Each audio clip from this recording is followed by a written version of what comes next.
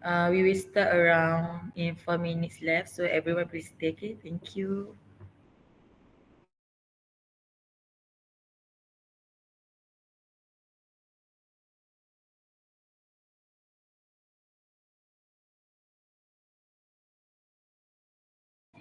Bismillahirrahmanirrahim. We will start right now. So saya akan mula. Bismillahirrahmanirrahim. Assalamualaikum and a very good morning. Welcome everyone to our exciting Sulam webinar titled Jalan, Kerjayaan from Nothing to Something, a Santa podcast brought to you by the student of class 32G SMP 11503, Principle of Entrepreneurships under the guidelines by Dr. Nuraini binti Abdul Halim. So, first of all, I will introduce myself. My name is Daudi binti Zulastri and I will be your first half of today's session. So we're glad to have all of you here, UNIMED students, school participants from police, and also member of local community. Thank you for spending your Sunday morning with us. Let's begin today's event with welcome speech from our class representative 32G Law Hocket. Thank you, Akila, and good morning, everyone.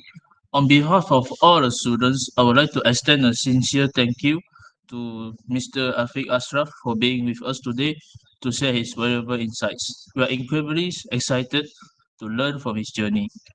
And of course, a big thank you to our dedicated lecturer, Dr. Noaini, for making this session possible. Welcome to Jalan Kerjayaan from nothing to something. This is a topic that truly resonates with us, as many of us are looking to turn our ideas and aspiration into reality. We are all here eager to be inspired and to understand the concept that will help us to build our own path. Let's make the most of this session together. Thank you.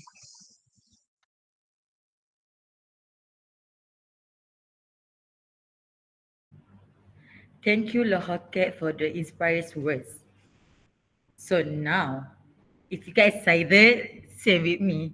So let us begin with the session with the short recitation of prayer for blessing and success from Mima Aikau. السلام عليكم ورحمة الله تعالى وبركاته. الفاتحة.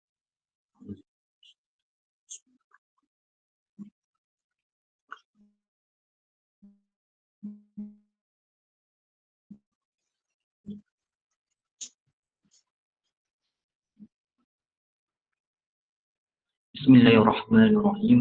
الحمد لله رب العالمين، والصلاة والسلام على أشرف الأنبياء والمرسلين وعلى آله وصحبه أجمعين. اللهم افتح علينا حكمتك وانشر علينا من خزائن رحمتك يا أرحم الراحمين. اللهم فقهنا في الدين وعلمنا ما ينفعنا وانفعنا بما علمتنا وزدنا علما وفهما وهدى.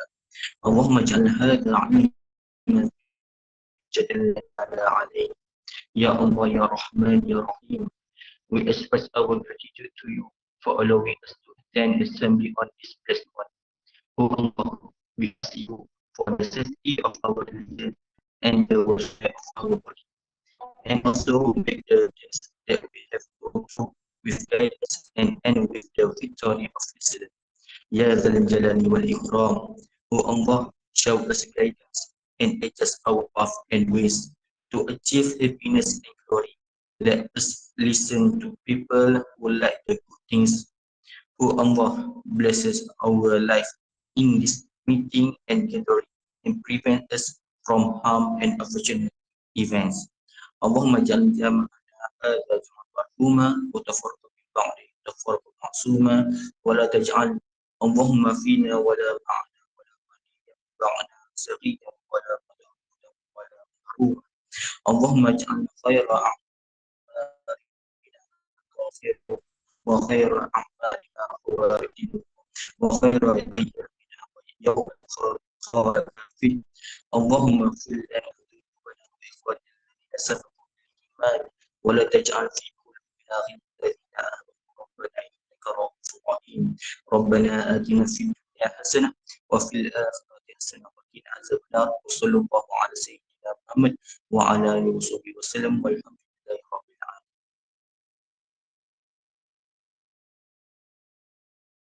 Amin. Thank you, Mama Haikal. All right.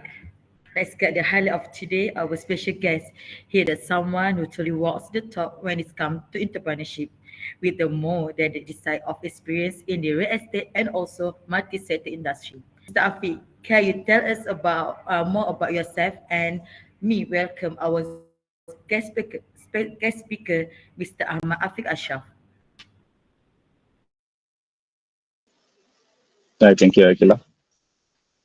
Let me check if I, if you guys can hear me, uh, clearly. Akila, you can hear me clearly, right? Yes, sir. Yes. Okay. Yeah, just a bit of funny story this morning. Um, I want to take this call into a more conducive environment where normally I do this call. I take this call in the office. I didn't know that I cannot come to the office on the weekend. When I want to enter my office just now, they don't allow me to get through the passing the gates. So here I am in Starbucks now taking this call, and hopefully, I think throughout this call, I will try to minimize the interruptions, and hopefully you don't hear any weird background sound from my end. I think thank you, Akila. Thank you. The organizing team. First and foremost, I would like to also thank you, Dr. Noaini, for the kind invitation for putting together today's webinar. It's truly an honor to be here and to be part of this inspiring initiative under the Sulam program. Um, I think before I jump into my background, right, maybe I should start off. This is how I normally start off any of my meeting. I would like to align with what we should anticipate from today's discussions. I think today's discussion is one portion is to talks about the businesses, the petrol station businesses. What I would like to also cover is, which is something that some petrol station dealers or business owner doesn't know, is on the corporate side of the businesses, where how corporates, be it BHP, Shells, Petronas, how they decide certain things, and why they do certain things, right? So that is what I will also cover. Of course, the business part of it, and what I would like to also highlight today's this morning is, I think, throughout the discussion, this hopefully 2 hours discussion, you will realize that there are certain portions of the element to be successful in this kind of businesses. You might not have that right now. But what I would like you to get is, I would like you to understand the process and the motivations of when we start, and how we solve that problem. I would like you to kind of like understand the thoughts behind every process, and hopefully gather that thoughts to apply it towards your career and also your study. So that is the kind of the underlying message that hopefully we would like to achieve by today. To answer Akila questions on my background, I think throughout the past 10 years, I've been in both world corporates and also businesses. Um, to talk about my corporate background, I spent more than a decade in real estate program. Most of my career, so since day one, is in real estate. My background study, I graduated from Northumbria University in Newcastle, UK. I did my master there in international real estate. What happened back then? That was in 2012. There is a period where I think now that you can apply for a job in overseas, and you can get the job visa now if you apply and get the job in the UK. But that does not happen back then, and so they don't allow fresh graduates to apply for a job in the UK. So what happened was, I did went to this one company in the UK in London named Knight Frank. It's one of the four biggest real estate company consultancy in the world. They allow me to be in the interview, but they finally refer me back to their Malaysia arms in Kuala Lumpur. So that is where I started off my first career. I did a real estate consultancy, and then the next 5 years I think is quite different than my first 5 years. So the second 5 years, I spent a lot on petrol stations, right? So I spent, I probably should not name the company here, but I work with two companies.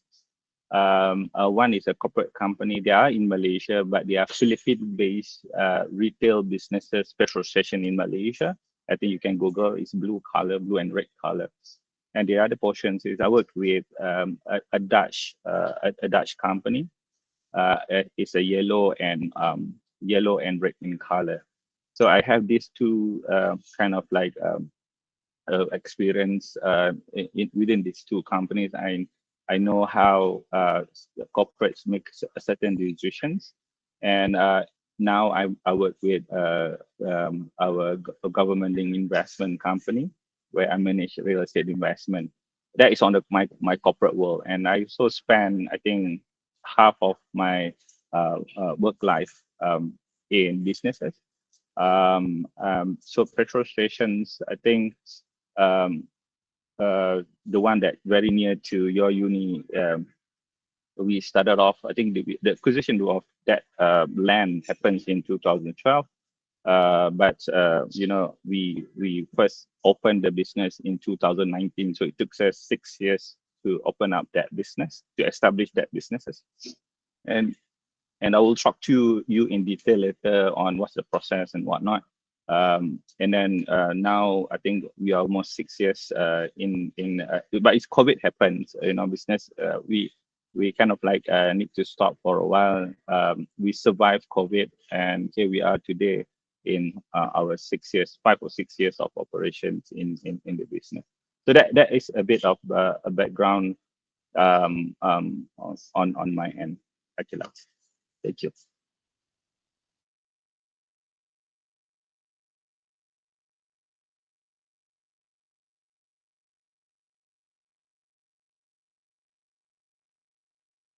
Akila, I think you are on mute. Thank you, Mr. Afiq. So, Mr. Afiq, thank you for joining us today. To begin, could you share with us how your entrepreneur journey started and what motivates you to get into this petrol station business?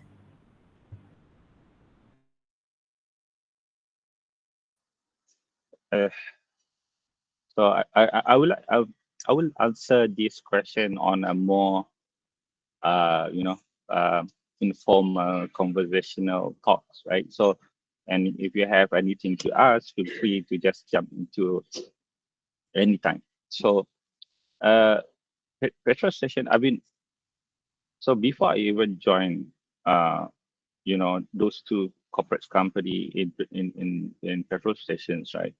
I always intrigued with this kind of businesses where, managing not so much on the petrol station side, but it's a mostly on the businesses.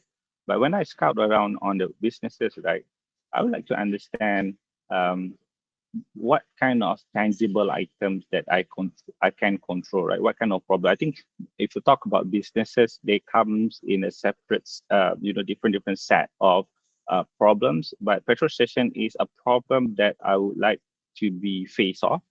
And I understand and I know how to kind of like manage the situations as compared to F&B and whatnot.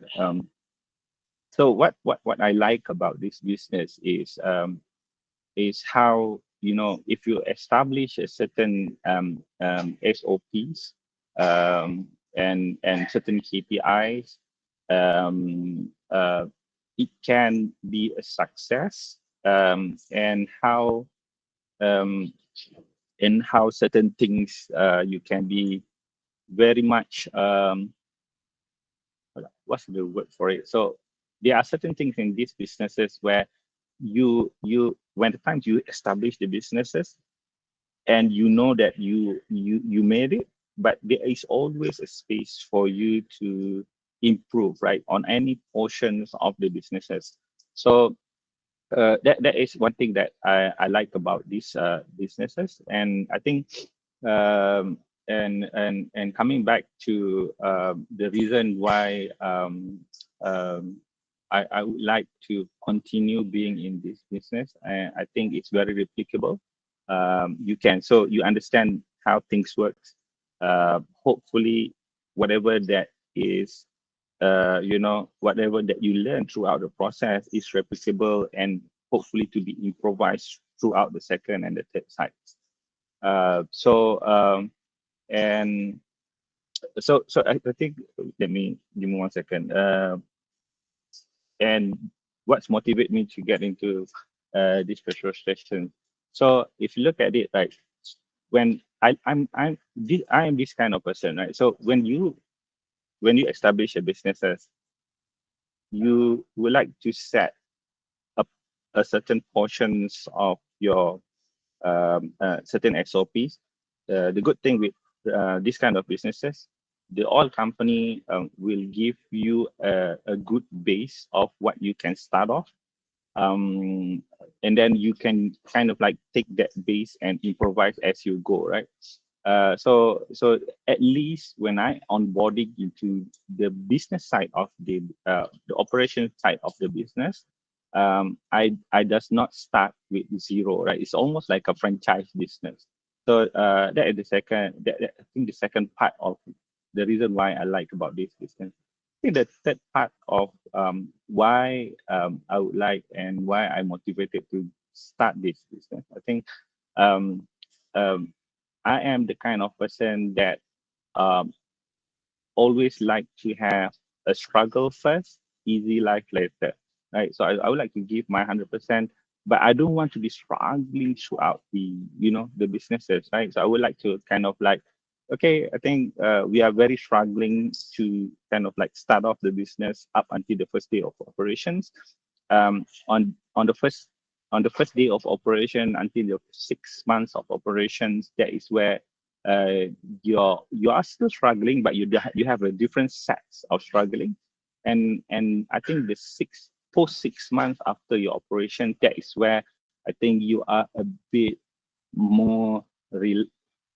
Is relaxed is the right word. You are a bit more your brain bandwidth is a bit open up for you to think about other things than the entire operation, as compared to like say FNB, right? So your daily you don't your brain bandwidth is full with the entire operation. Today what happened to my supplier, the price changing into your suppliers, on your supplies pricing, logistics problems, customer drops, that kind of thing takes a lot of your brain bandwidth. And that is what I like about petrol station. You still have problems, but I think that problems take a smaller portion of my brain bandwidth for me to think about something else.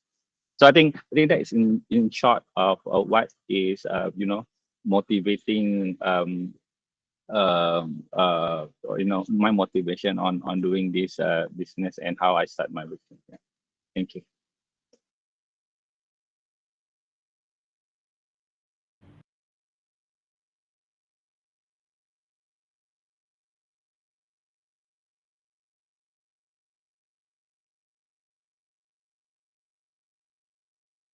Sorry. Okay, thank you, Mr. Afiq. So you have managed a varied aspect of petrol station development, from the line section to securing approval. So can you walk us through what the most crucial step in this whole process and why? I think before I walk through on the steps of getting securing the land, which is land acquisition, all the way to the state of operation. I think it's very crucial for you to understand the model structure in petrol station businesses, right? Uh, so I don't have slide for this. This is very podcast style of discussions. But is two things, right? So we have one what we call CODO, CODO. So CODO is company owned dealer operates, right? So this is one of the business where the petrol station that you see is actually owned by that particular petrol station, right? So I don't want to name a brand, but say for instance the green color dealerships, right? So um you can what you see, it looks, and hopefully I think this is what we people understand. I think most people understand the business is it's petrol station is owned by the company and someone else comes and operate the stations, right? So what that tells us in terms of how does this works is the investment of that petrol station, I think 100% is owned by the company. So the land is owned by the company. The When I say company, it's an oil and gas company, that petrol station brand. The building is owned by the company. When I say the land is owned by the company, it can be on a buy. They own a land by acquisition. They acquire, they purchase the land, or they can also lease the land. So they can do a long-term rents, right? 15 years, 20, 30 years rents. So but the building and all the equipment is definitely is owned by the company. So, and say me, I want to be a dealer of that petrol stations, right? What I need to do is I apply on any brand. I think all the brand has this kind of program. And I just need to come in and I mean, there's a selection processes, there's interview and whatnot. But if I get passed through that hurdles, of course, with a certain amount of capex that you need to, capex is capital expenditure, or sorry, not capex, opex, operation expenditure. So you need to retain a certain amount of money for you to start off that business, right? So different company has different requirements. I think all I can say is I think in general, company would like you to have at least 600,000 ringgit for you to start off to even comes to the interview, right? So you need to prove that you have the financial capability to buy and start the operations on the first day of businesses. So in principle, Kodo is a petrol station where the company will own everything and the dealer comes and only operates the operations. So that is one bit. You can ask me anything later. So the second structure of this business, what we call as Dodo. This is again general. They can be a hybrid model or not, but I'm talking about general structure. The other portions where the petrol station nearby your unit is a structure called Dodo. So Dodo is dealer is owner of the land, is the owner of the buildings and all the equipments, and also dealer is also an owner for the businesses.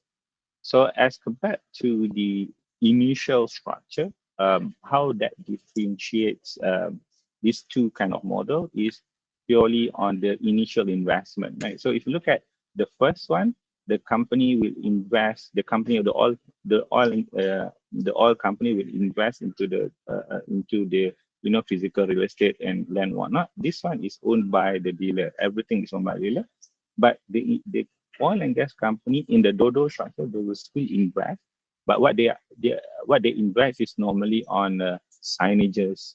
They invest in the systems, lower tier, smaller size of investment to make sure that they still have a say in that in their business. So I give you one simple example, right?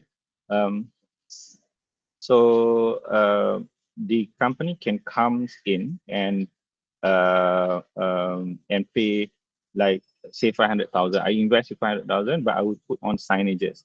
I will put on my POS system. I will put on the back end system, all the IT equipments. But you need to buy your own tanks, your own pumps, your own. You need to build your own buildings and land and whatnot. So I think that is the underlying two sets of different structure. So now I think on whichever structure you are from, I think the process, the whole process of you getting that businesses, I think is almost the same. I mean, in terms of you acquiring the land all the way to first day of it. But I would like to focus more on the dodo structure now, right? Because I think that is what in general people can have more uh, easier penetration rates as compared to Kodo. So when you start off a registration as a Dodo dealer, you will own the land and building. Of course, first thing you need to do is to own or buy a land. So you as soon as you buy the land, you will you acquire the land. You will send a proposal to petrol station for them to do a study on whether or not they can build a petrol station there, right? So I think it, with you can very simply think of the reason of why certain land is being selected. Like say for instance, like a green color petrol stations, right? You don't want to be you don't want to be next to another green petrol station. So if I have one petrol station that already existingly built somewhere, you don't buy the same land next to it. Sorry, you don't buy land next to that petrol station and hopefully asking the petrol station with the same brand on the approval for you to operate next to it. It does not make sense, right? It's cannibalized. In business terms, it's cannibalizing what we call. So then what you need to do if there's a green color businesses over there, then you maybe go to yellow color businesses. Then hopefully they approve and you can set off the next steps. So as soon as they approve, what you need to do is you need to um, um, a normal how do you say a normal way of you constructing anything, right? Same residential is the same, commercial is the same. I think even on retail businesses also the same, right? So you need to submit kebenaran merancang or convert the land first. You need to convert your land. If your land is agriculture, you need to convert into commercials. And then you need to submit your KM, kebenaran merancang, for you to develop a registration to Majlis. And then Majlis will approve, you submit to building plan approval. And then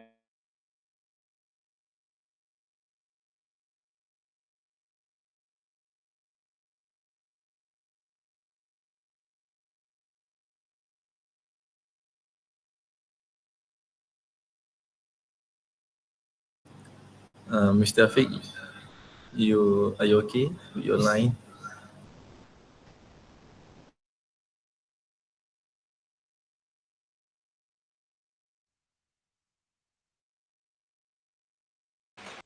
I believe Mr. Afiq is not okay.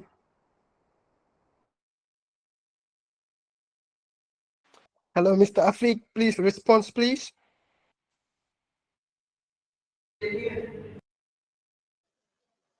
can everyone hear me? Akila? Yes, yes, yes. Yes. Tadi Mr. Afiq just like for a while. Oh, okay. All good now? So far, okay. I Okay, can hear your voice. okay. Okay, um, so you have say you have a license to operate the business, and then you can start the first day of business. Of course, there's a lot more detail than that, but I think that is five stages. If I can put it very in simplistic manner, five different stages of process for you to at least start your business on the first day, right? Now, what is the most crucial steps in the whole process? I think the most crucial part is I think a lot of people uh, super underestimate this is the approval process from the oil company, right? So if say if you already own a land, or if you intend to buy and propose that particular land to the oil and gas company. So the one thing that people thought that, hey, if I have, say, company A in that particular site, I would go to company B and propose to that company that I want to open up a businesses here. Uh, so that is what people thought, right? Because that is what exactly what you can see. But what you don't see, this is again coming from the corporate world, is I already have a pipeline there, right? So you don't say a company B that you are trying to get the approval from, right? The company B is actually, there is someone out there has already submit the approval and I already approve, but they are in the midst of conversion the land, submitting the building plan to the authority, and maybe they are about to start the construction. That is something that I would, as a normal person, I would not know until I submit and get the feedback from the oil and gas company. So that is a portion where a lot of people struggling. So I don't know, like that place seems like there is no petrol station, but when I talk to company A already said, okay, I already have that a site there. They are in midst of conversion. I talked to company B also said the same thing. C, D, E all said the same thing. So getting approval from them, I think, is the most crucial and the most hard to get. It takes us, so again, going back to the real case, the one in nearby your university, the acquisition started in 2012. So we acquire first, then we go and ask for all oil and gas company to kind of like get the approval on it. But uh, from the way it looks like the entire stretch, we don't have a petrol station, but they will come in and with a lot of reason to reject your site, right? They can come in and say, oh, your site is not yet ready, and then your site growth is not ready to have a petrol station over there. They can come up with that. The second portion is they can come and say, I already have someone, but I think in these two things, I have not signed anything with them yet, but I think the first proposal is better than your side. So they can come in that sort of problem. So from 2012, I think it took us, I think, 3 years? Sorry, I think 4 years before we can get someone to kind of like sign off the first letter of offer. So it takes a lot of process and approval just to get into that first very important crucial steps. I think the development parts is not really that. It's still difficult, but it's not really as hard as people thought it would be. So I think that hopefully answer your question.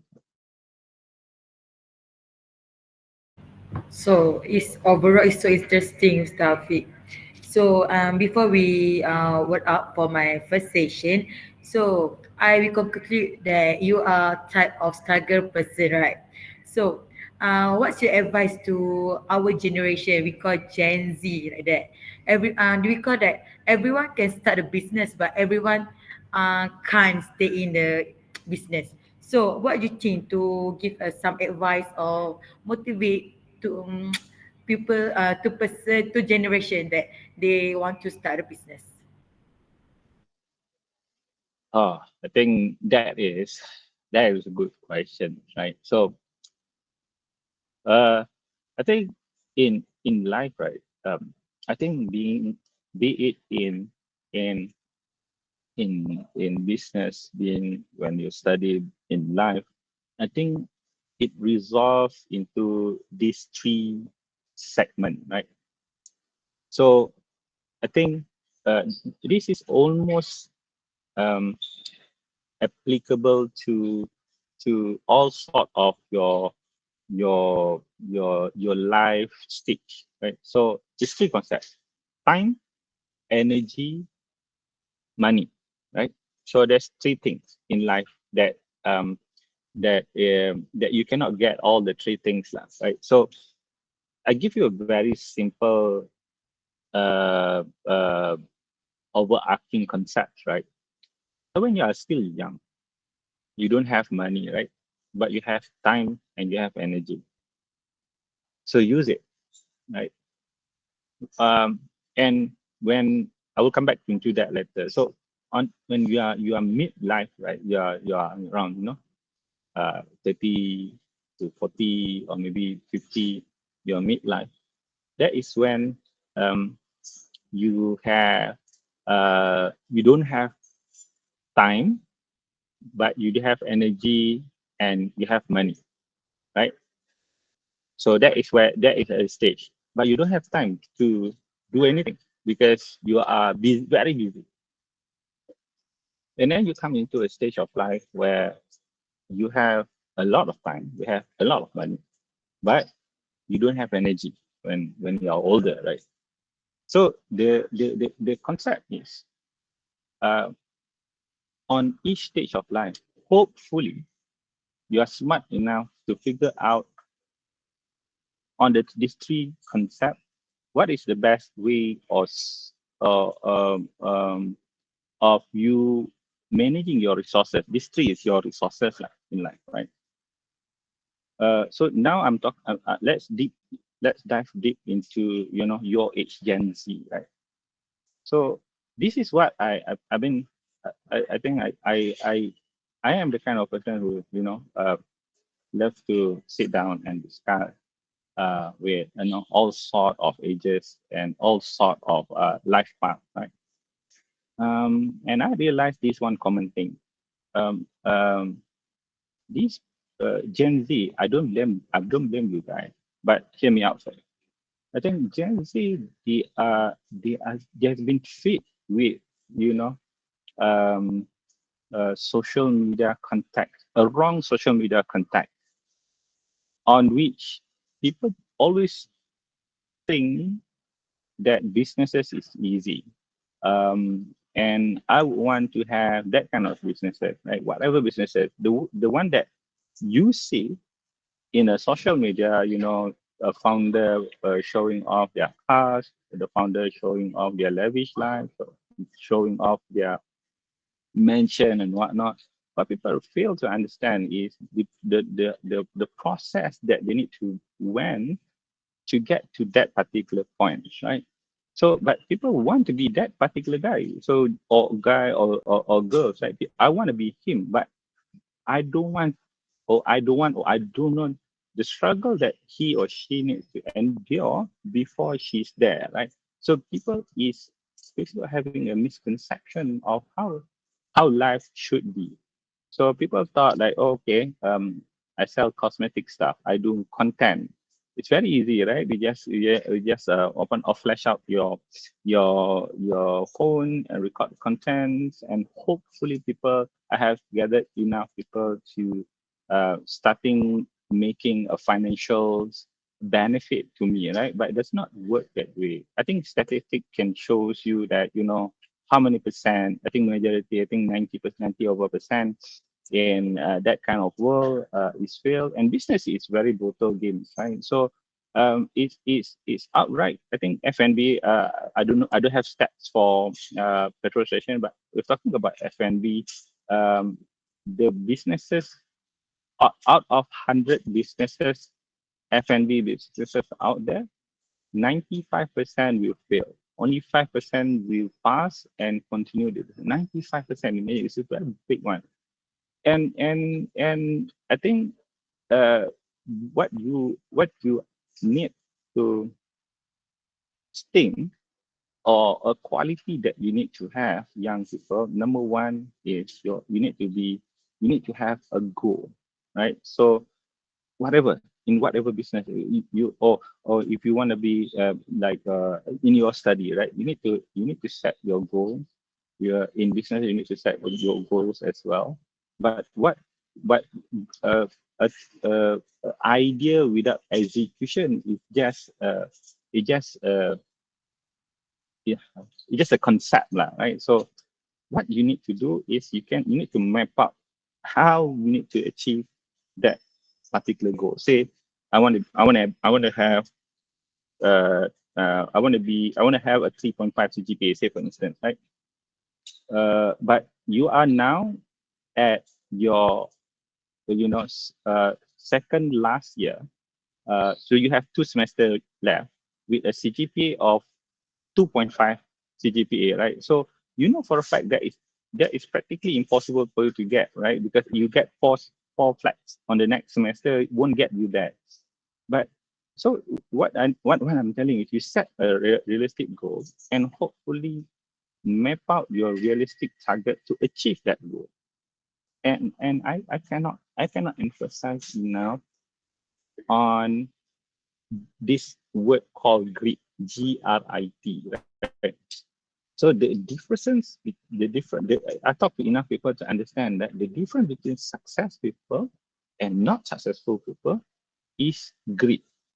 So grit, what is grit? Right? Grit is your ability to endure the not comfortable stage of anything what you do.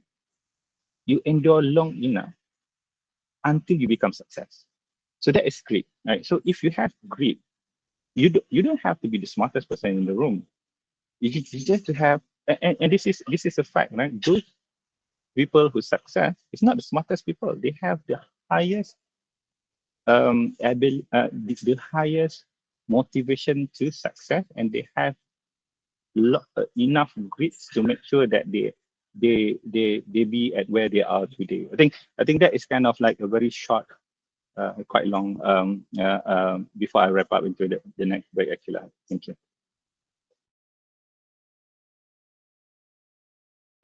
Wow, it's so motivate advice. So you guys have to remember time managing planning. Is it, Mr. Afiq?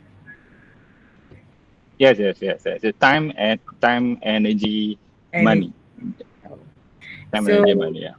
so we will take a rest some 5 to 10 to give space for our speakers. So we will be back at second session.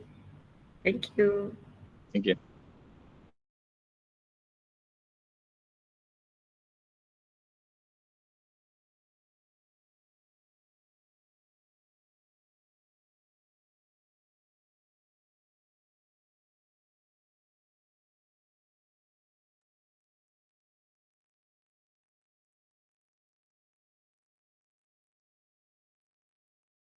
So everyone, ready? Because we will start our second session with my partner, which is Jenny Iman. So stay tuned.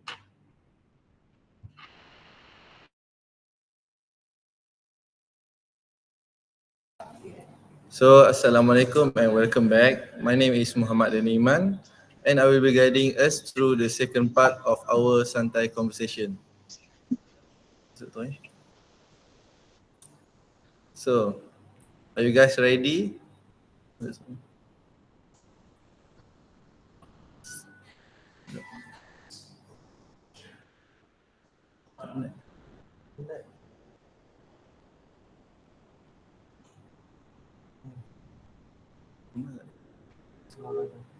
Aku tak ada. Okay.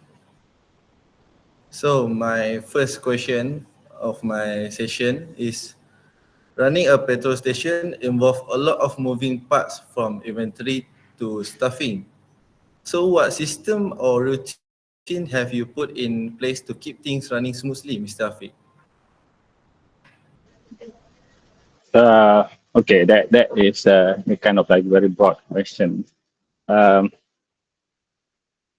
Systems or routine have you put in place to keep running smoothly? So again, like I mentioned earlier, I think what I like about this businesses is on the how when I started off a businesses, on the first day, I don't start at 0 point where I don't establish any SOP, or I need to build up my SOP, ground up, right? So oil and gas company, they have this um, uh, division called, um, business operations post operations departments, where they will assign someone as a territory manager that will help you to manage your business start from the day one, right? So when they send when they send that particular person, what they give to us is a SOP on each and on and every segment of life. Start from logistics, ordering the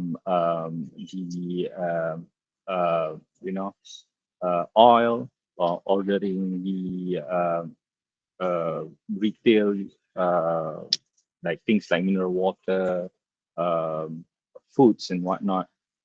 So there's one term called uh,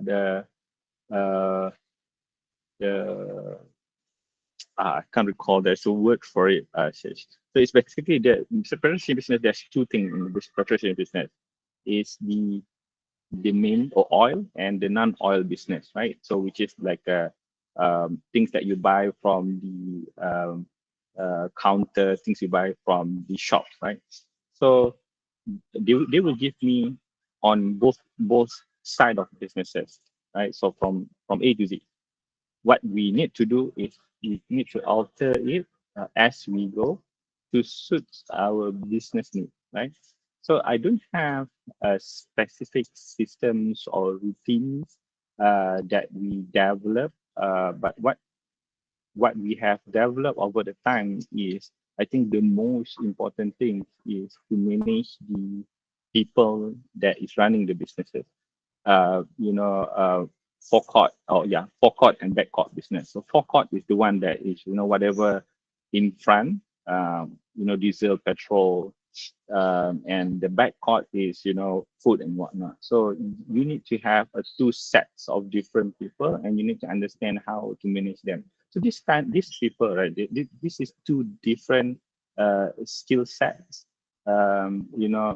Backcourts is you need to have backcourt people is you need to have someone that have the ability to kind of like communicate better sales and whatnot. They need to be able to greet people, to make sure that whatever things that they find is available in the shops, and then they need to make sure that whatever things that is out of stock is ordered before it's really out of stocks. So that is a backcourt people, and forecourt people, you need to have someone that has the ability to face the client, because they are the first person that will greet you when you reach the stations, right? When you time you open up your doors, you meet with these forecourt people. So these people need to have you need to train them to be able to understand that they are front facing our businesses, and you need to guide them enough to make sure that they know how to address each of the clients accordingly. So I don't have, again, I don't have because there are too many systems and too many routines, right, for us. So but I think maybe one bit that I can, and what one very important bit about all of these systems and routines is whatever routines or systems that you develop, you need to know that it's not a stone cast, and you need to kind of like understand, as a businesses, you need to be able to find a way to improve on every day, right? So they are and that is applicable to your whatever things that you are running, right? So uh not just business, like say corporate worlds, right? So when things are running on certain systems, if that systems is great, this is what most people will do. If it doesn't break, why change, right? Which is a very wrong mindset. I don't like that mindset. So it does not break, why change?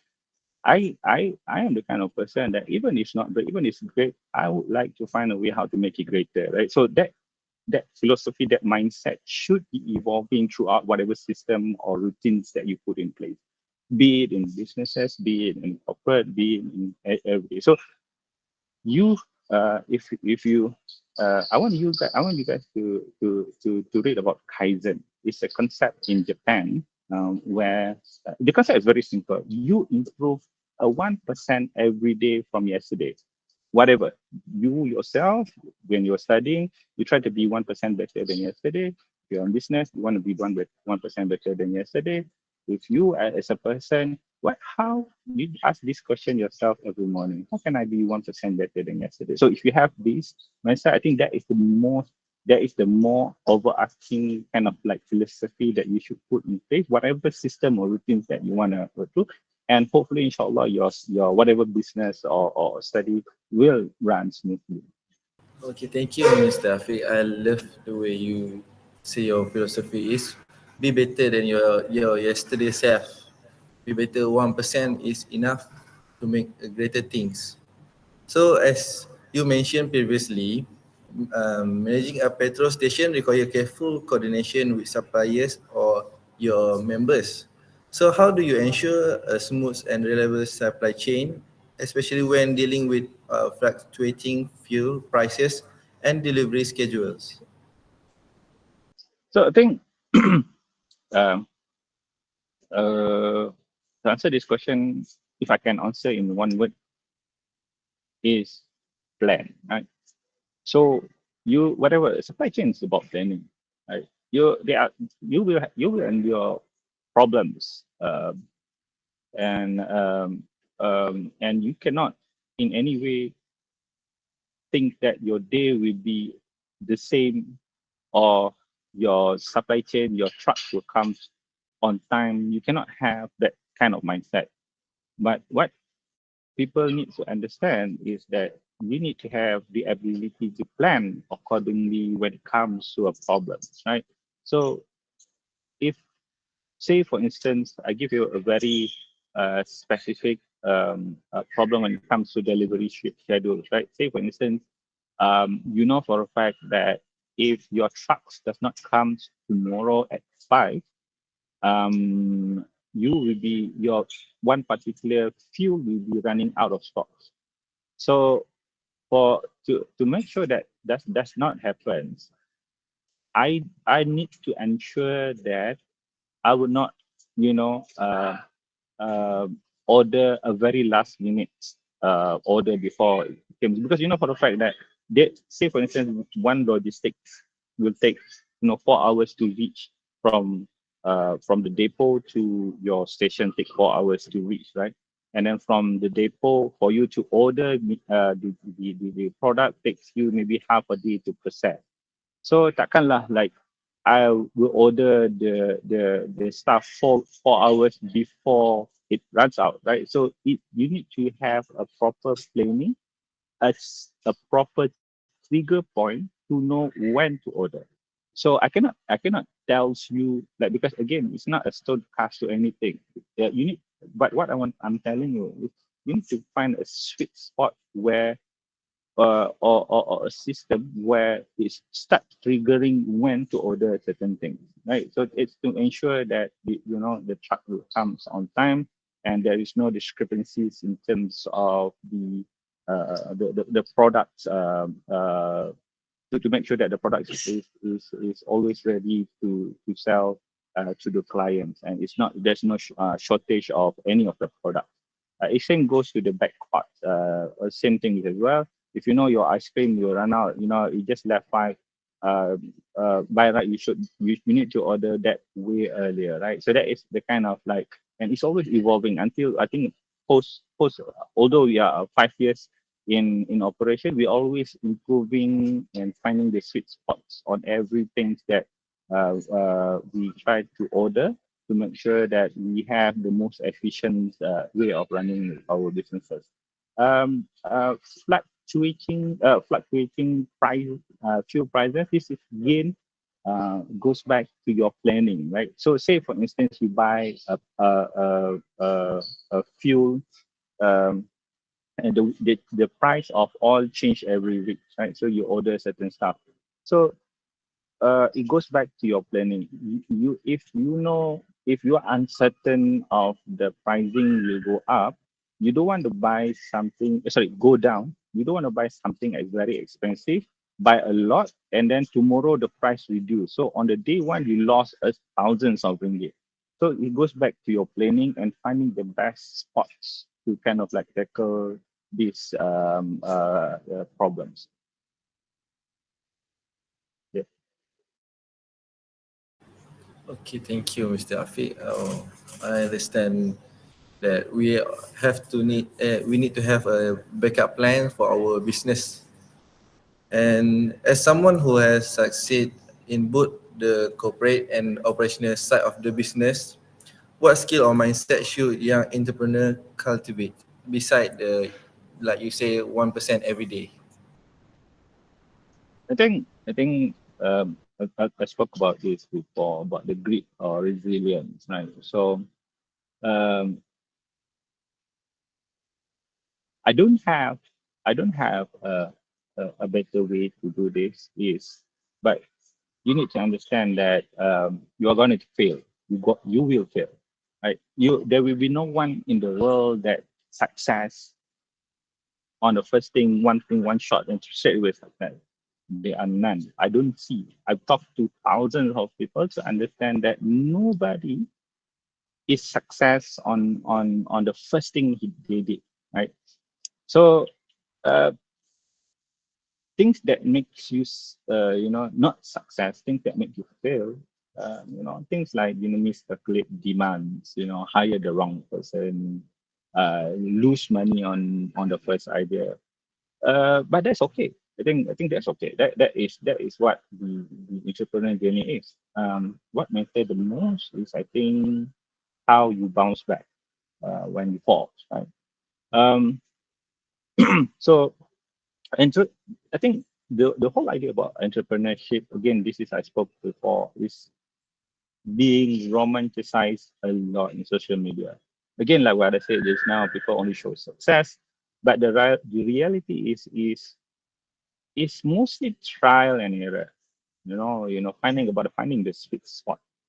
Um, you will have a business idea that didn't work out. You and when I face bureaucratic delays that almost derail the entire petrol station from opening. I think this is what is one thing that when it comes to petrol station businesses, a lot of people cannot tahan the bureaucratic when it comes to dealing with the governments or even the oil companies, right? But I think resilience is what kept us going. I think you have to build your internal muscle that say it's okay. This is tough, but I'm tougher. I think that is the kind of attitude that you should have as the young entrepreneur. The second thing is, I think, humility. Humility. I think it's okay for you not to know everything. I think it's very normal. I think the best entrepreneur I know also is the one that keep on asking questions. You need to ask. You need to ask from people. You need to learn from people. You need to listen from the customer, listen to your staff, be open to feedback even when it stinks, right? So sometimes, like, this is one thing that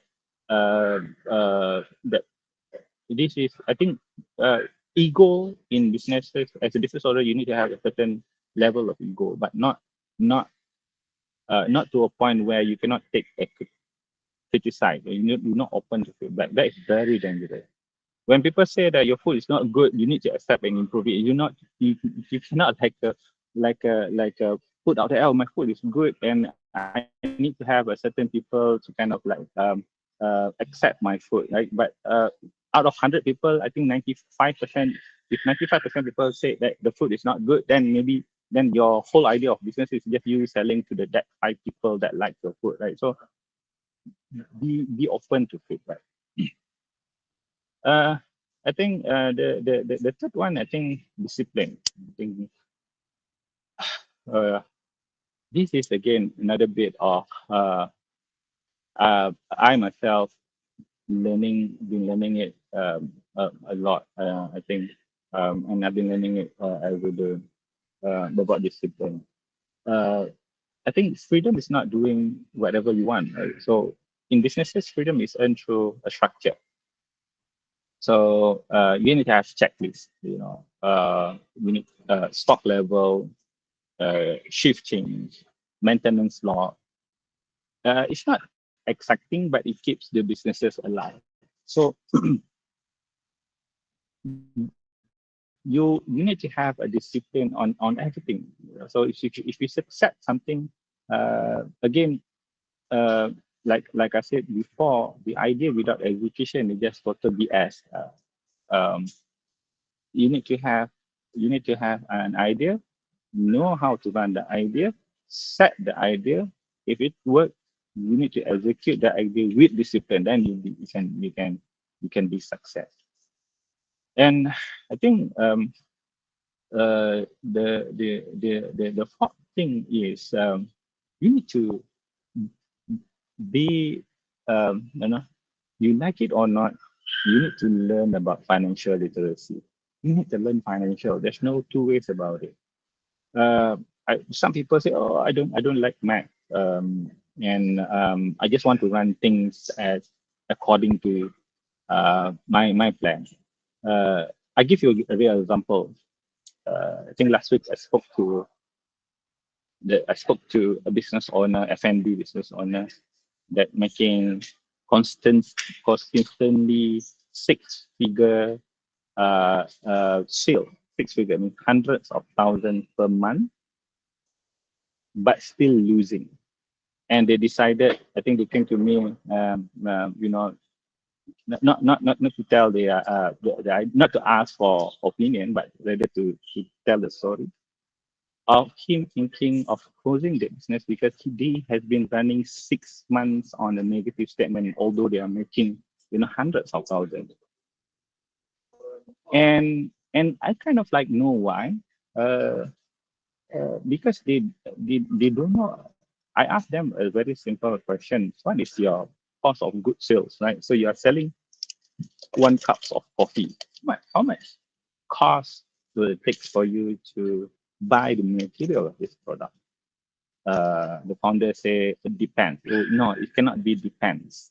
You need to have a certain figure. And then they don't even know what is the overhead cost for you to sell this 1 cup. So say for instance, it cost me 3 ringgit to buy the material of this cups coffee, right?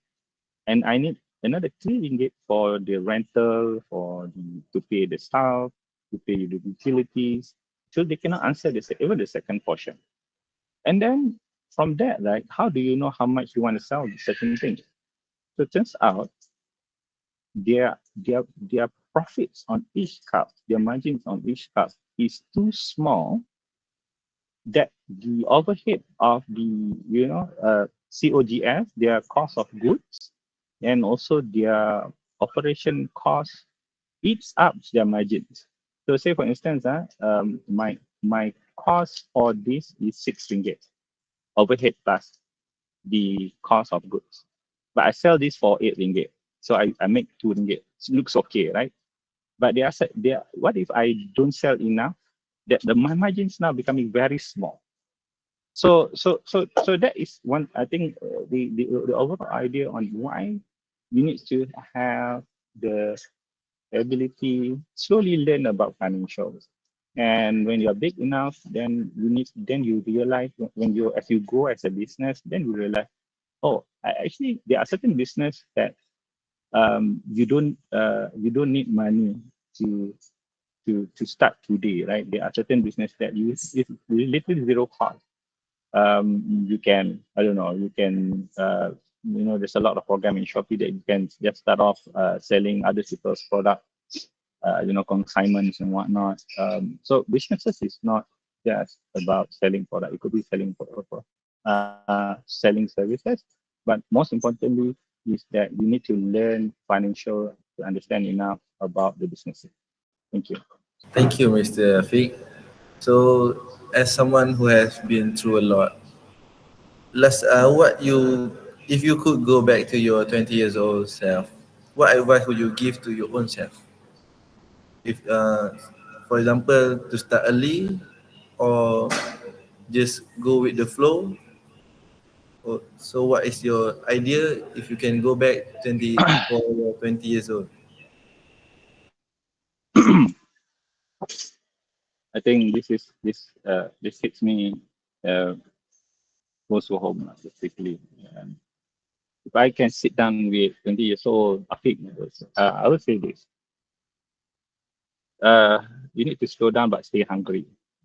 20 years old me, right? I always wanted to do everything, have a big dreams, which is great, but I didn't understand the value of patience and process.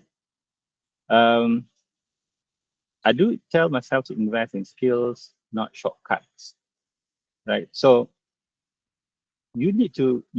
so I would tell myself, I think you need to learn about, people.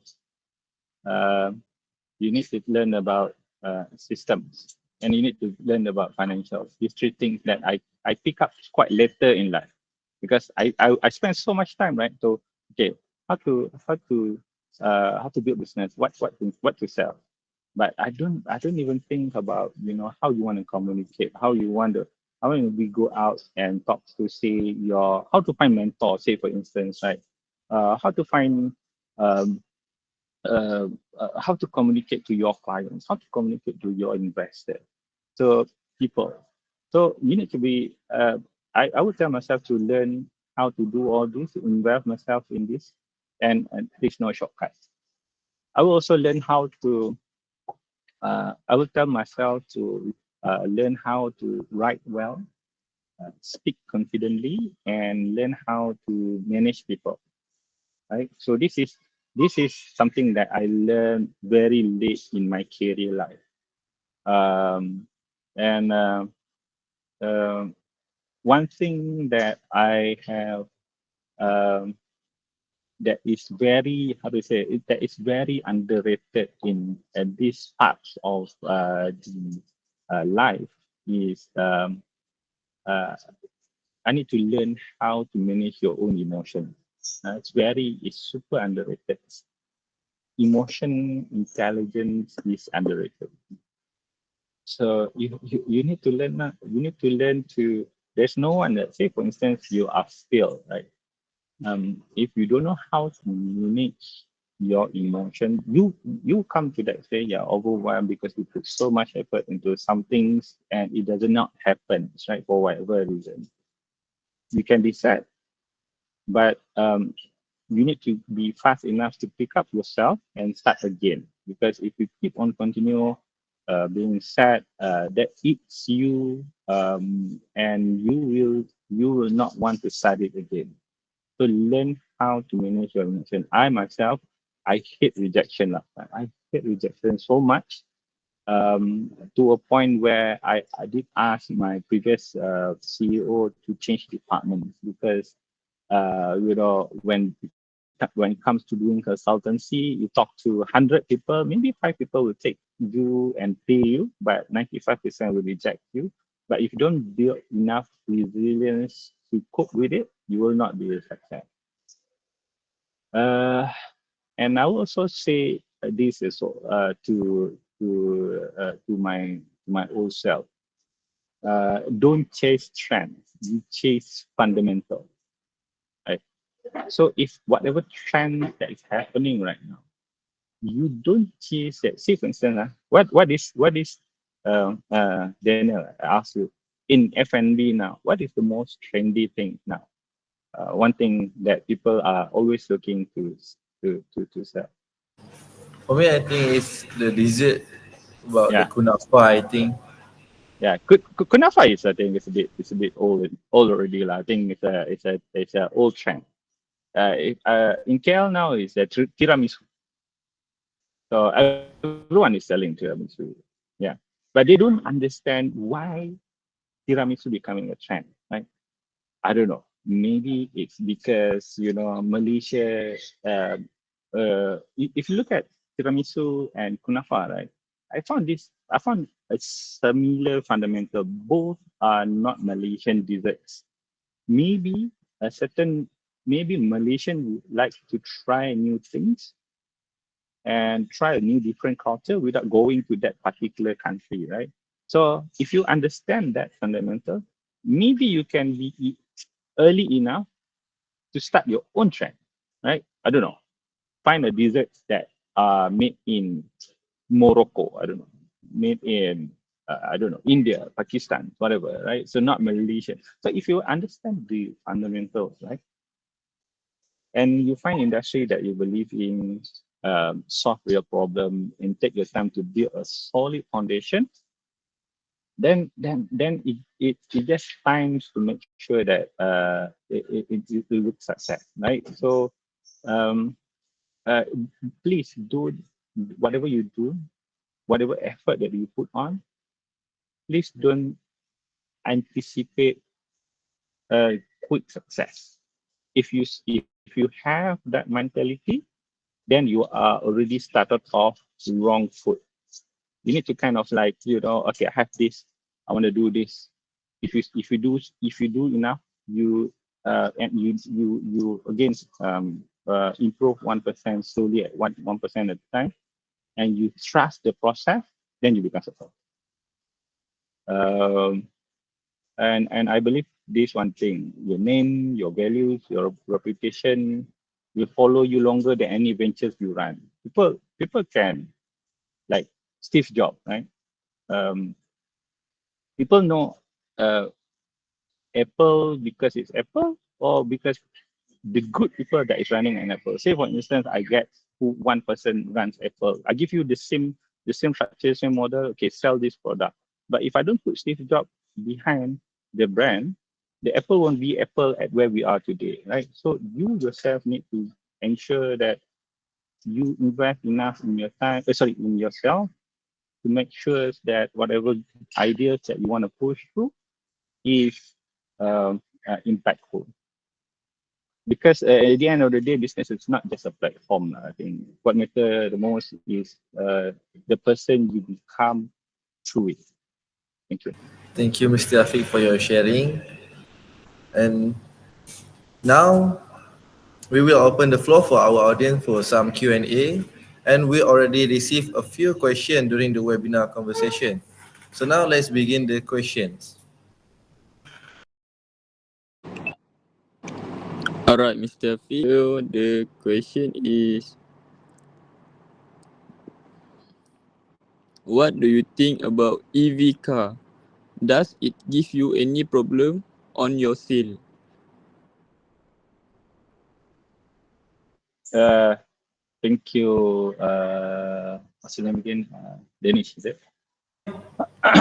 um, I think it's the right question to ask, especially those involved in oil and gas business. I think um, you need to answer this, right. You need to understand where we are. I could be wrong, right? But this is again, I could be answering this, biasly, because I am in that kind of business. But you do your own study later on.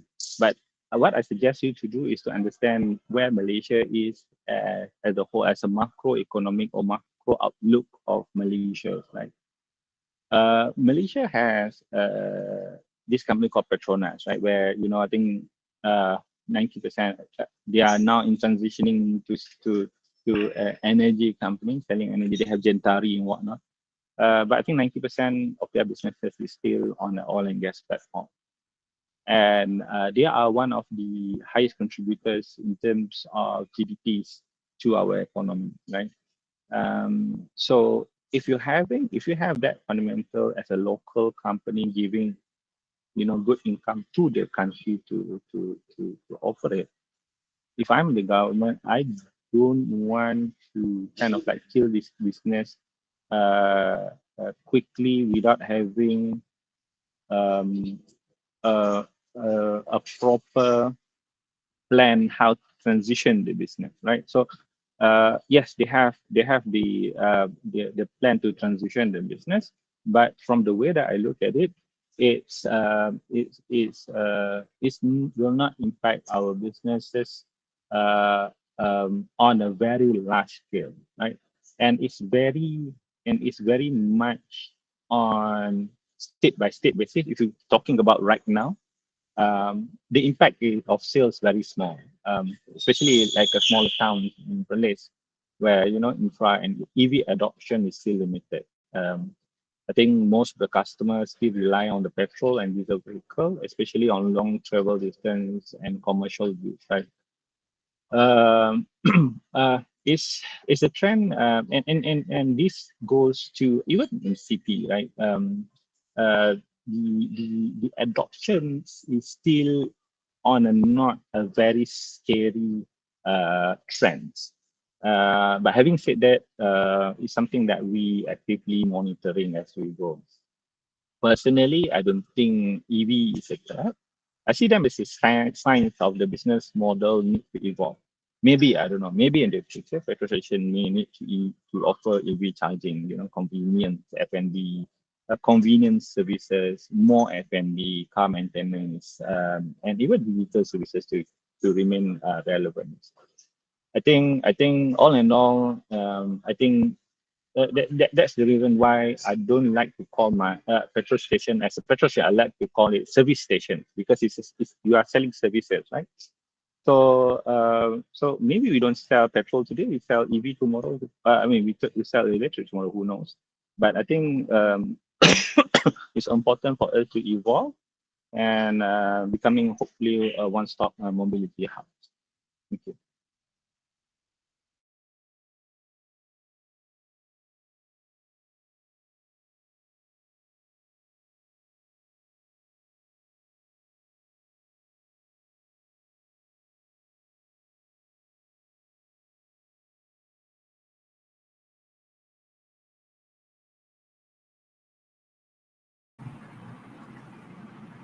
Alright, so sir, I'm Andriana. So I have one question for you, which is what led you from a real estate to becoming a capable petrol pump entrepreneur?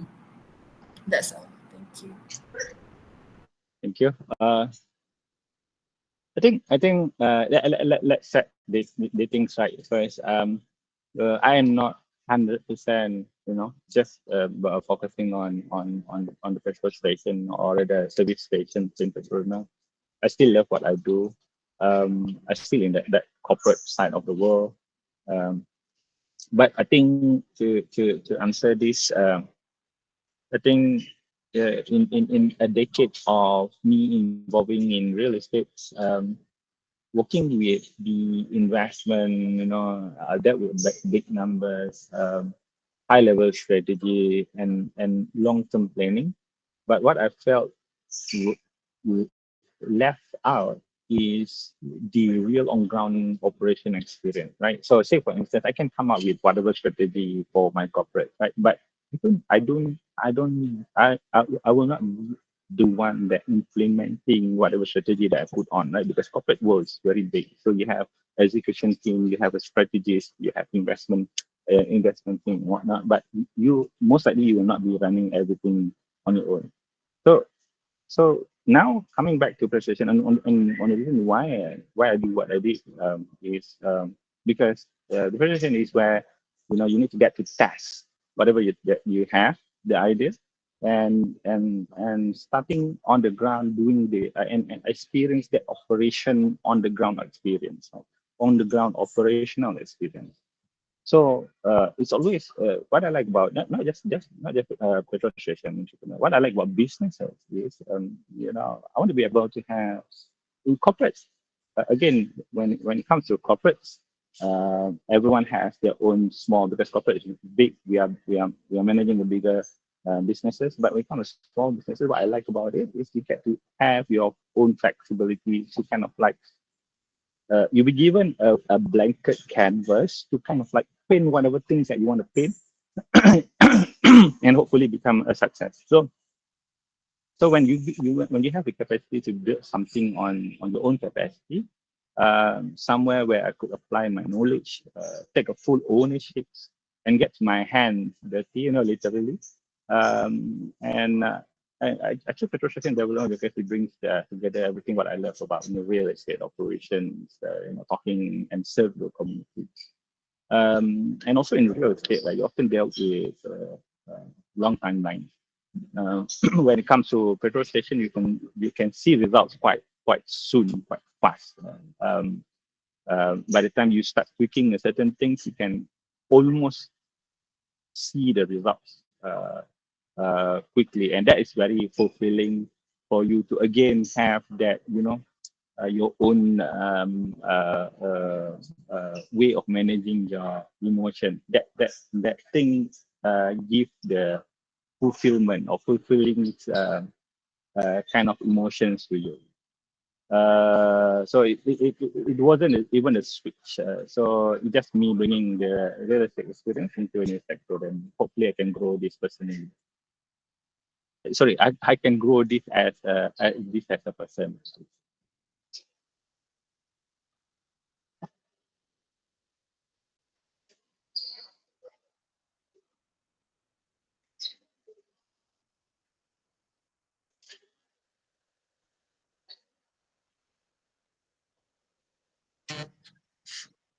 Hello, sir. My name is Muhammad Nazmi.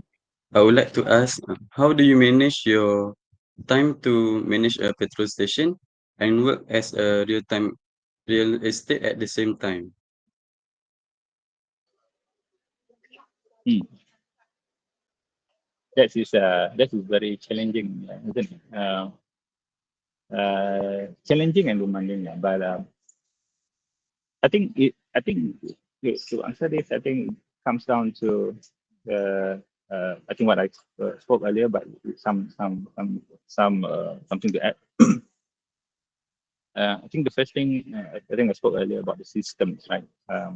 So you need to develop your own SOPs to everyone. Uh, um, from the top end, so everyone in the business has their own roles, but nobody in the business has their own way, how to run certain things. No, it should not comes into that kind of way of doing it. So whatever role you need to have SOP. So the things like, you know, opening procedure, how to open your business every day, right? What to check, what to see every single day. You have a checklist, right?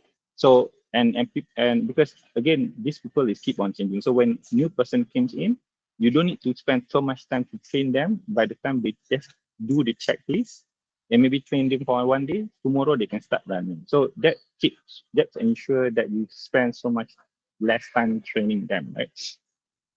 And doing daily closing. How do you close business at the end of the day? Stock check. So how do you check your stock? How do you service your customer? So this system like reduce the need for our manager me to micromanage anyone in the company. System. Number two is trust. So I think um, I have my brother as a very reliable supervisor on-site managing daily operation. So and on a national level, they do regular check-ins and monitor performance. And I think we have built a system where on the top level we just need to look at the numbers and ask enough questions to understand why certain things move every day. So the third one is discipline. Again, I spoke about this earlier.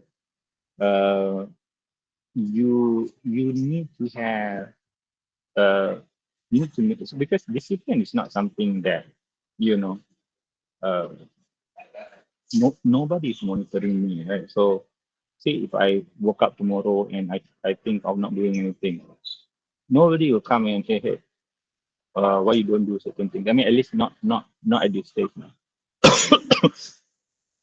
But you need to build your discipline to yourself now. Understand that you need to treat this role professionally. Give me 1 second. Sorry. So how I do this is I focus on daytime. I focus on the corporate work, and then I spend other than office hours to talk about businesses. I don't just manage or rather look at the transaction, but I think I also be interested enough to, to kind of like consult other businesses, and that is where I help certain businesses with their overarching sales and or marketing strategy. I think uh, the key is to prioritize, delegate when needed, and always keep the big picture in mind. Because ultimately you can do anything myself, but what I'll do is I can make sure the right things are being done. Basically.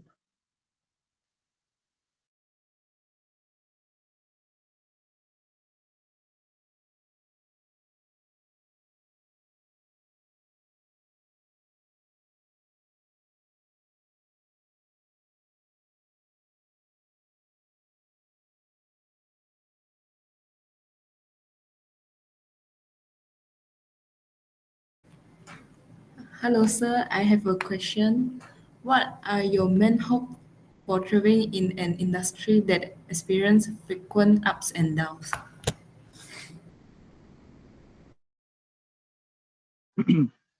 Thanks, Wong.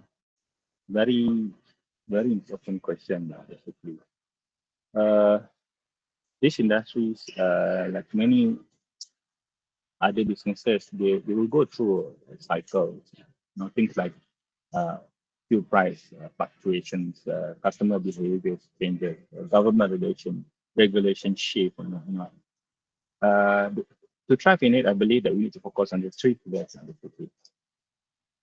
Number one is customer relationship. Um, People will come back when they trust you. Um, how we treat customer, how we offer a clean toilet, fast service, um, and how we run businesses.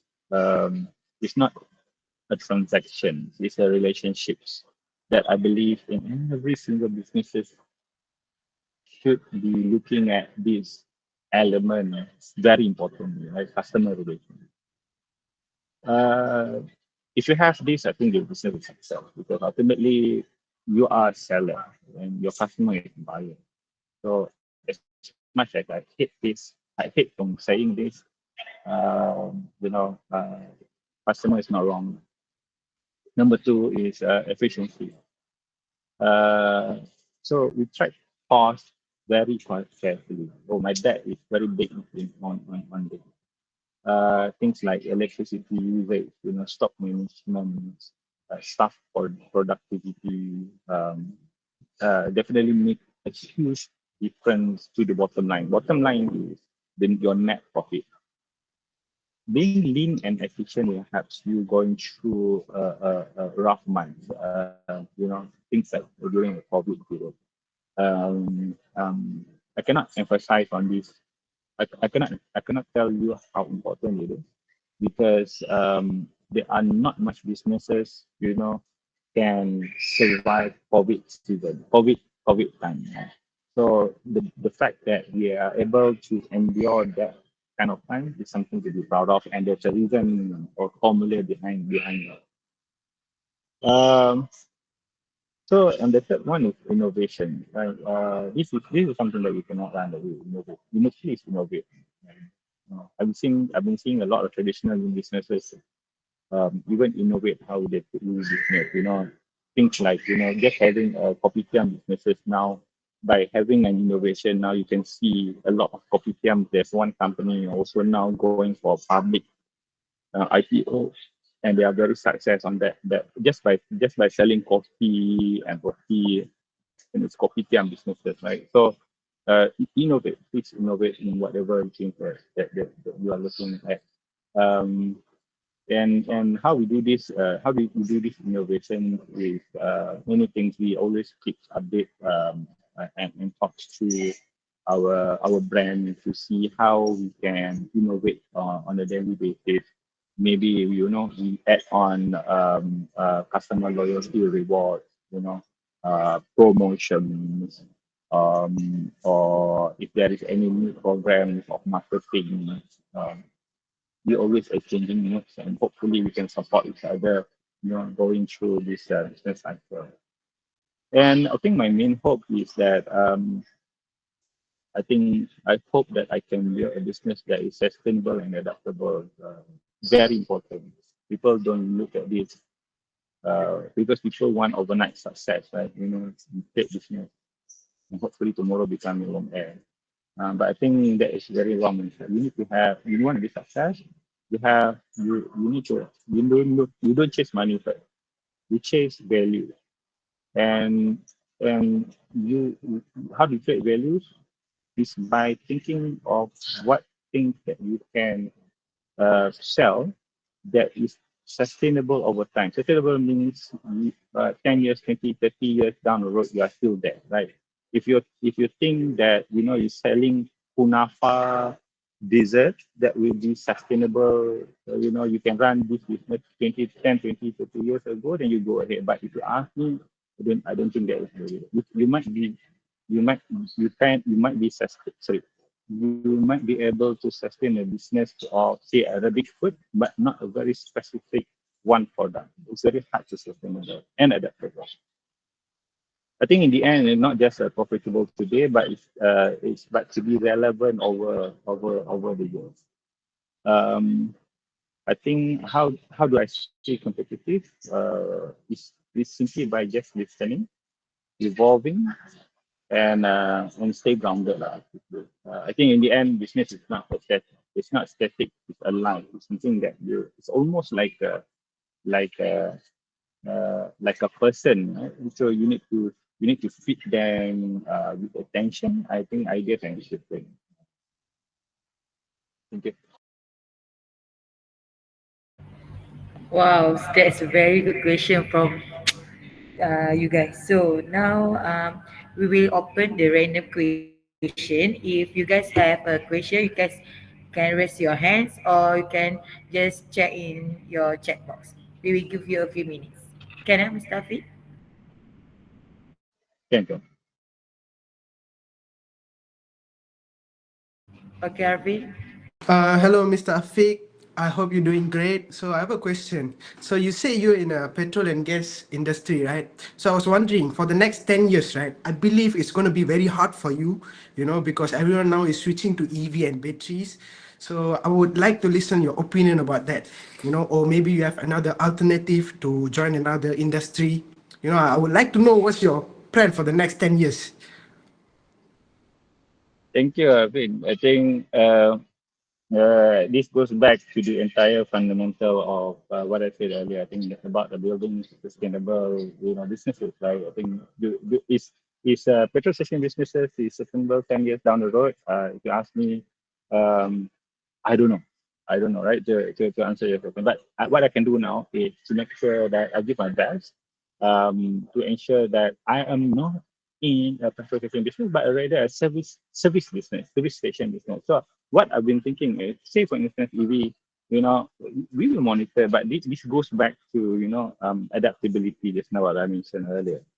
So you need to understand enough and innovate enough to hopefully adapt with that changes one day, right? So if I am ego enough to tell, oh, this will not be happening, like for whatever various reason, even for the macroeconomic that I've been telling earlier, I might be wrong, and I am not in a very good position for me to say that, right? So all I can say is we monitor, we track, and then we evolve fast enough to adapt whatever trends that is incoming. Because again, service station, we in our contract, right? There is nothing to say that I can only sell this product only, right? The what the contract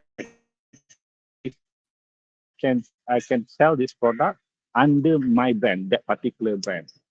So what that tells me in the contract is, if that company can come and maybe give me some EV charges and whatnot, maybe we can structure something to kind of like, okay, slowly giving incentive and starting making profit from the EV in the future.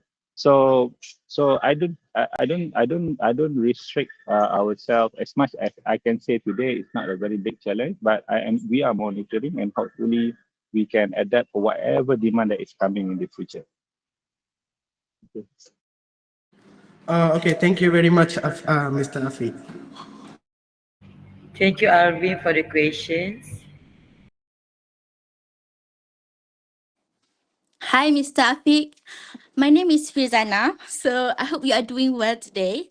So I have a question for you. I'm really interested in how business grow in a smaller town. So since you have some experience running one, I was wondering what would you recommend to someone thinking of starting business in a small town like Perlis? Thank you. Very interesting personal. Uh, so coincidentally, we have similar last names. uh, to answer your point, right, your questions, I think number one, I cannot give you okay, tomorrow you start this business, right? But I can tell you right now, you go to your market and you ask enough to understand what these people, this community needs. And it might not be just F&B, right? F&B, what people like F&B so much is because it's very close and you can start tomorrow, right? Sell whatever things that you can sell. But I think what they understand again goes back to fundamental. You need to understand why certain things is happening. You can there's no one way of doing business really. There's no one way. You can say for now it's very big thing tiramisu, right? Say for instance, and people um, people like tiramisu so much in KL, but maybe it's not worth for anyone to just come to KL and try tiramisu.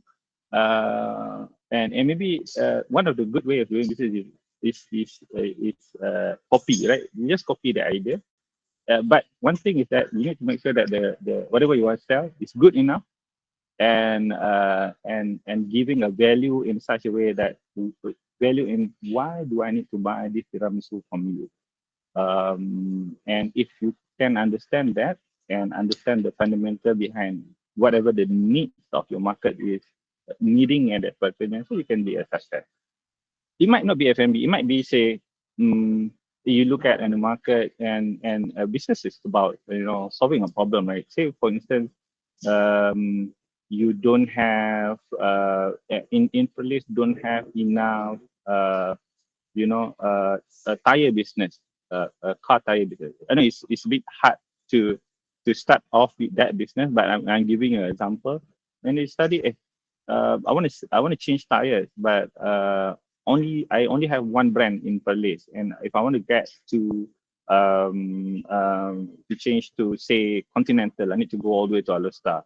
So say maybe I can start off a very small shops selling tires, Continental tires, and I can start learning how to install tires and whatnot.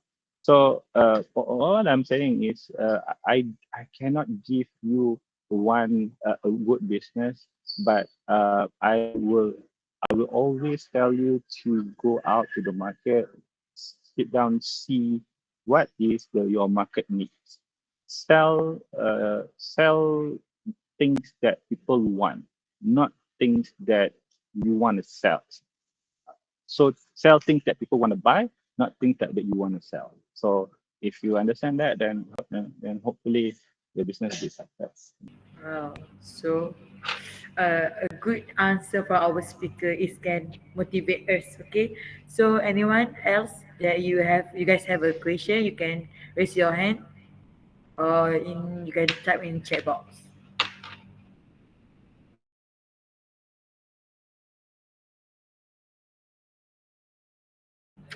I assume we don't have. Okay. So, Daniel, Imai will continue. What an inspiring session we have had today. On behalf of Class 22G and organizing team, we would like to sincerely thank Mr. Ahmad Afiq Ashraf for sharing such valuable experience and honest insight with us. We also thank all of you students, community members, and guests for your participation and enthusiasm.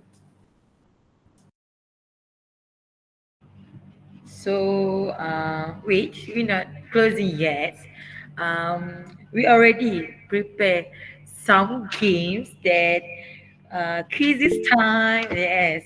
So you guys can check the link at the check box that we have provided. That we have some games that you guys can answer the questions. Or Mr. Afi, if you want to join us, you can also click the link at the chat box. No, it's okay, Akila. I use my brain bandwidth full today. Thank you. Go ahead.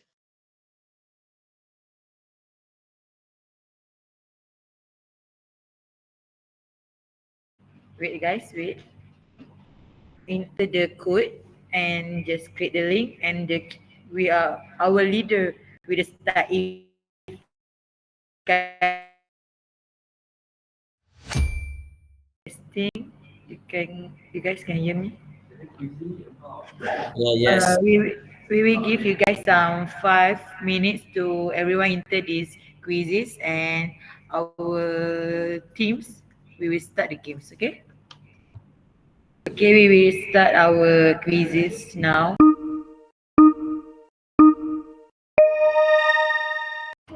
So we will show a five top rank the winners. So let's we see who's the winners. So the winners, please open the camera. We want to see your face. Who's the Muhammad Daniel? The winners. Maybe he got Uh,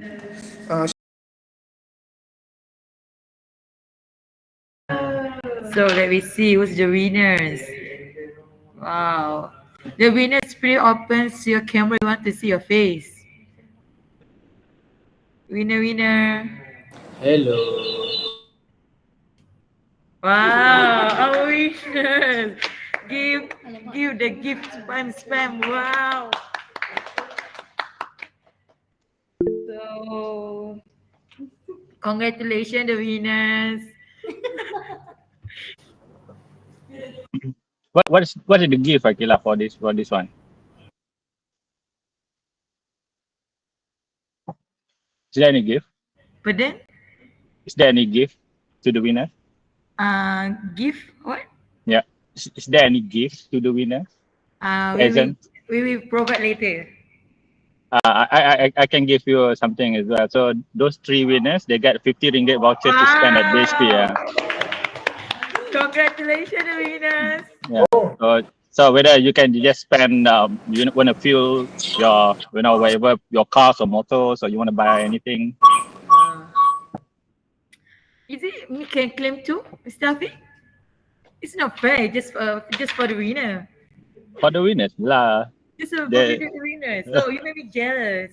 Okay. the committee we can talk separately lah. Maybe we can just sit down or what. But I will PM you yeah. later lah, like that. Right. Thank you so much, everyone. Are we end our session? Have we end? Okay, wait.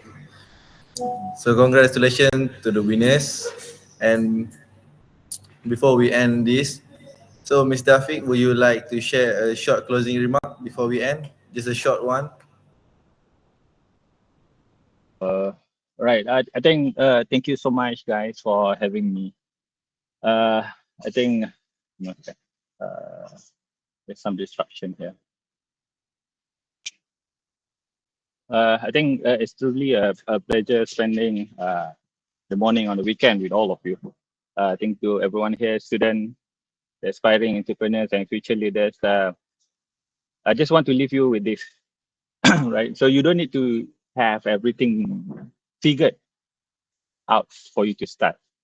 I think what you need to have is the courage to try, the humility to learn, and the discipline to keep on going even though things get tough. I think things will get tough, and hopefully you have a grit enough to endure all of this. Whether you're building a business, pursue your studies, or just figuring out your next step. What I want to say is start where you are, use what you have, and keep showing up. I think every journey will look different, and that's okay. What matters the most is that you move forward with your intention and purpose. I think thank you again for organizing team, Dr. Noraini, and to everyone that makes today's session possible. I wish you all the best, and thank you, and assalamualaikum. Thank you, Mr. Afiq. And with that, we officially close today's webinar. Don't forget to stay connected and follow us on social media. We'll also be issuing e-certificate to all participants, so stay tuned for that. So everyone, you guys can check in your checkbox that we provide the link for the e-certificates that who's invite our webinar today. So I will give you around 5 minutes to you guys see your fill the request. All right, Mr. Afiq, we want to turn everyone turn on your camera and we will take a group photo session. Everyone say cheese. Okay, freestyle cheese.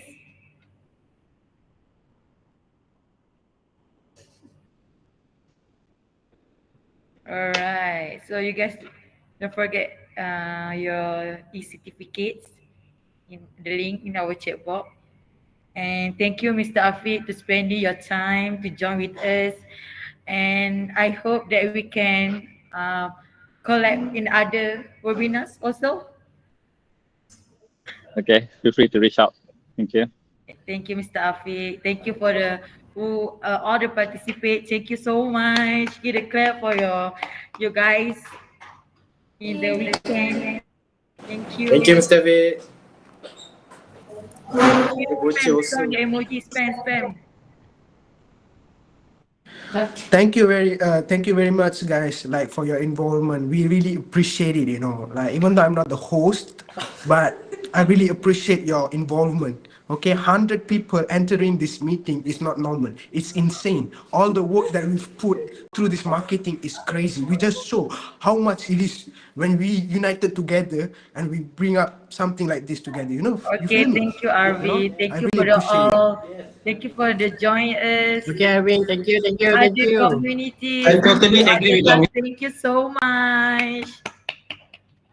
You guys give a good what do we call a good uh good operation. Cooperation. Thank you. Macam mana tu?